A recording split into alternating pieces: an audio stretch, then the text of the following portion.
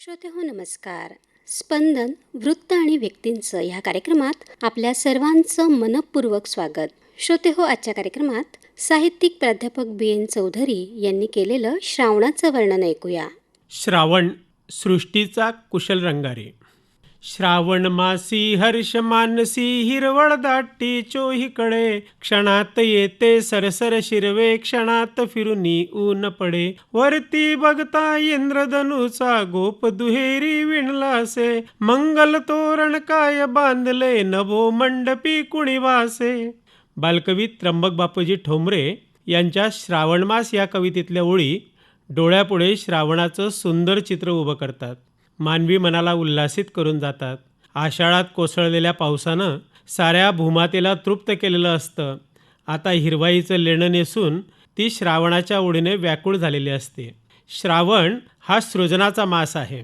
या मासात जमिनीत रुजलेलं बी टरारून वर आलेलं असतं. श्रावण हा रुजण्याचा, अंकुरण्याचा, उगवून येण्याचा, बहरण्याचा, फुलण्याचा महिना आहे.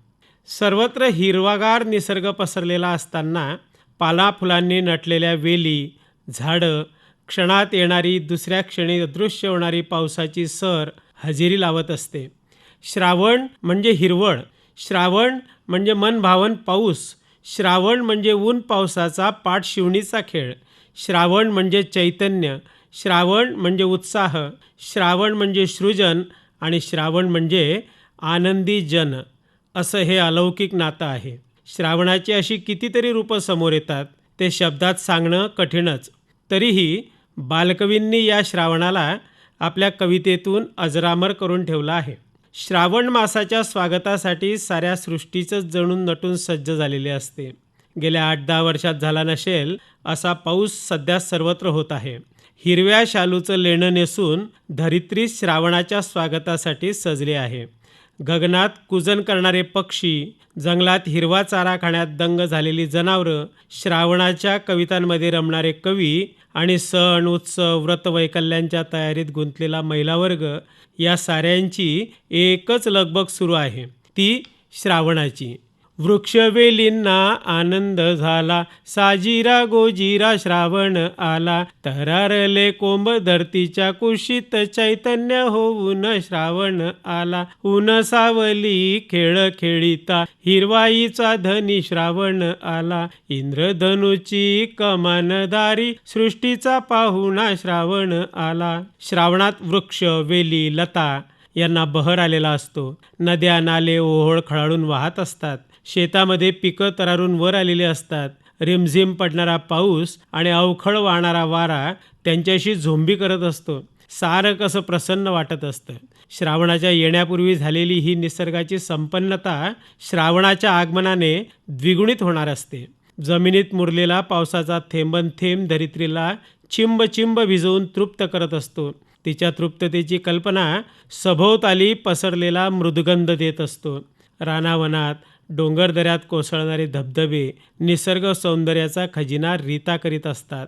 कुठेतरी लकाकणारी अवखळ वीज आणि तिला बेधुंद होऊन ताल धरायला लावणारा मेघांचा गडगडाट, या साऱ्यांची अशी काही गट्टी जमते ना, की रसिक मनाच्या माणसाला ती आपल्या रोजच्या चिंता, अडचणी, समस्या विसरायला भाग पडते. कवी बासी मर्ढेकर म्हणतात, आला आषाढ श्रावण आल्या पावसाच्या सरी, किती चातक बनून प्यावा वर्षा ऋतू तरी. श्रावणाच्या सरीत भिजताना मनाच्या गाभाऱ्यात बसून राहिलेल्या असंख्य आठवणी जाग्या होतात. त्या मनात काहूर माजवतात. सभोवताली फेर धरून नाचू लागतात. मन बेधुंद होतं. या पडत्या पावसात हळूच पापणीतून अश्रू वाहतात. हे कधी दुःखाचे असतात तर कधी सुखाचे असतात. आपल्या असंख्य कडूगोड आठवणींचे ते साक्षीदार असतात. श्रावणाशी जुळलेले असतात. कवी मधुकर जोशींना तर श्रावणात आपल्या प्रियेची आठवण येते. ते म्हणतात, रिमझिम झरती श्रावण धारा, धरतीच्या कलशात, प्रिये विण उदास वाटे रात, प्रिये विण उदास वाटे रात. लेखक, कवी आपल्या भावना साहित्यातून व्यक्त करतात. सर्वसामान्य माणसं मात्र श्रावण धारांमध्ये चिंब भिजण्यातच आनंद मानतात.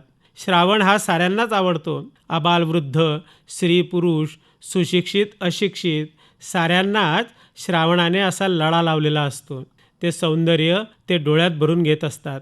श्रावण आला आभाळ भरले निळ्या निळ्या मेघांनी, मेघांचे काफिले सरकती डोंगर माथ्यावरुनी. अक्षर महर्षी गदी माडगुळकरांना तर या कोसळत्या धारांमध्ये केकाराव करणारे मोर दिसतात. ते म्हणतात, घन घन माला नभी दाटल्या, घन घन माला नभी दाटल्या कोसळती धारा, केकारव करी मोर काननी उभवून उंच पिसारा. मोर श्रावणात उंच पिसारा फुलवून नाचतो. या तर गीतकार सुधीर मोघेंना पावसांच्या धारांमध्ये सासरी निघाल्या मैत्रिणी दिसतात.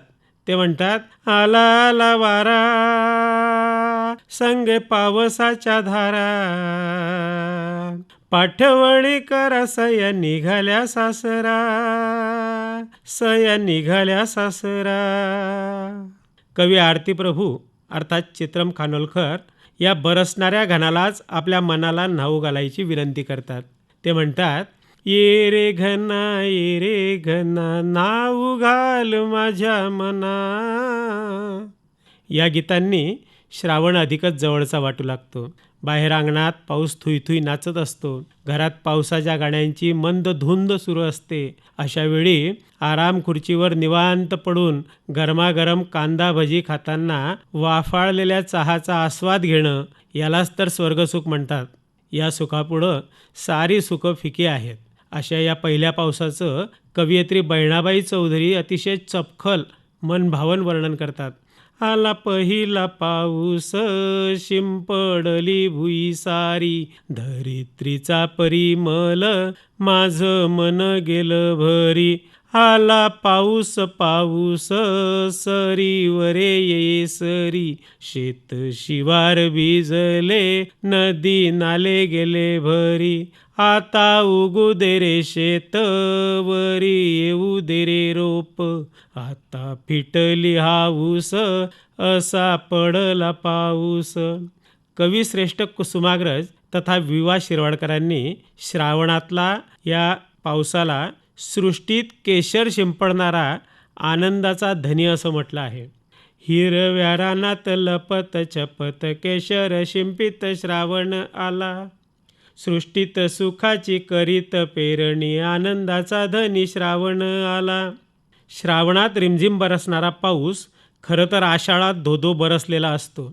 तत्पूर्वी चैत्र वैशाखाचं रणरणत ऊन सोसून धरणी तप्त झालेली असते. तिच्या अंगाची लाहीलाही झालेली असते. अशातच ज्येष्ठ संपतो आणि वारकरी वाट पाहतात ते आषाढी वारीची. पांडुरंगाचा भेटीचा त्यांना ओढ लागते. त्याचवेळी शेत शिवारात राबणाऱ्या शेतकऱ्याच्या नजरा आकाशाकडे लागलेल्या असतात. त्यांच्या नजरा चातकाप्रमाणे मृग नक्षत्राकडे आस लावून बसलेल्या असतात. शाळेतली मुलं मात्र पाऊस आल्यावर आपल्याला सुटी मिळेल ही स्वप्न रंगवीत असतात. त्यासाठी ते भोलानाथाला साकडं घालतात. सांग सांग भोलानाथ पाऊस पडेल काय, शाळेभोवती तळे साचून सुट्टी मिळेल काय, सांग सांग भोलानाथ. पाऊस आणि जनजीवन यांचं जीवाभावाचं नातं आहे. पाऊस हा सृष्टीचा तारणहार आहे. तो वेळेवर आला तर धरती सृजनाचं कार्य करते. सर्वत्र हिरवाईचा उत्सव सुरू होतो. झाड झाडोरा, फूल फुलोरा, अन्न धान्य आणि पाण्याची रेलचेल होते. पाऊस म्हणजे नुसत्या जलधाराच नाहीत, त्या अमृतधारा असतात. सजीवांसाठी तर त्या संजीवनीच असतात. म्हणून या पृथ्वीवरचा प्रत्येक जीव पावसाची चातकाप्रमाणे वाट पाहत असतो. गल्लीबोळात फिरणारी लहान मुलं आपल्या बोबड्या बोलांनी पावसाची आळवणी करत असतात.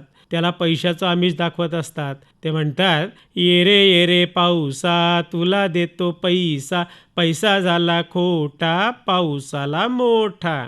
कुणी वाट बघो ना बघो, कुणी विनवण्या करो ना करो, निसर्ग आपलं काम करतच असतो. त्याचं निसर्ग चक्र नियमित फिरतच असतं. योग्य वेळी आकाशात मेघ दाटतात, सर्वत्र काळोख दाटतो, वादळ वारा सुटतो आणि एकच गलका होतो.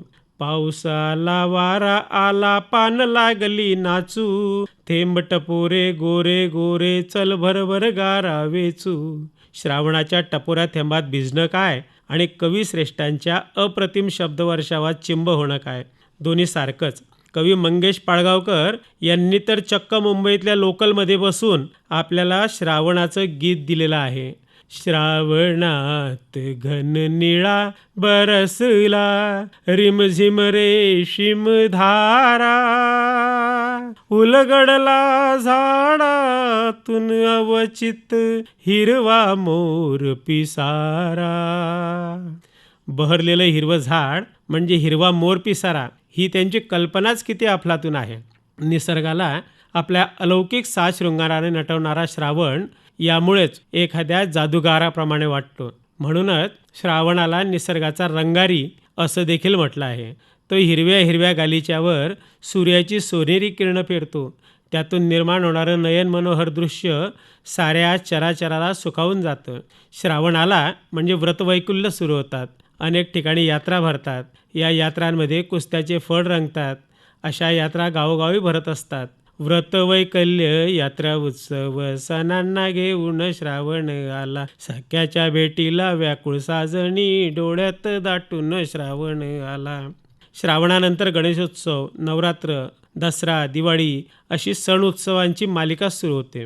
नागपंचमी, रक्षाबंधन, कृष्ण जन्माष्टमी यासारख्या सणांना भारतीय परंपरेमध्ये एक आगळंवेगळं स्थान आहे.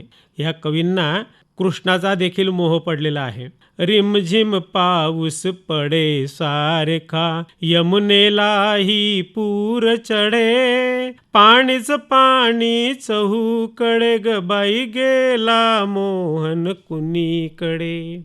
मराठी कवितांमधून साकार झालेली श्रावणाची रूपं वर्षानुवर्ष महाराष्ट्रातील रसिकाला मंत्रमुग्ध करीत आहेत. कवी ना.धो. मानोरकर या नभांकडे एक वेगळंच दान मागतात.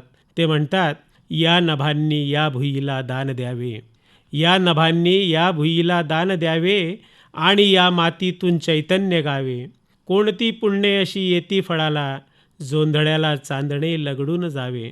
पाऊस ही किमया करतो, तो जोंधळ्याला चांदणं लगडून आणतो, जे असंख्य जीवांची भूक भागवतं, पोट भरतं. अशा अनेक कवींच्या प्रतिभेला श्रावणाने बहर आणला आहे.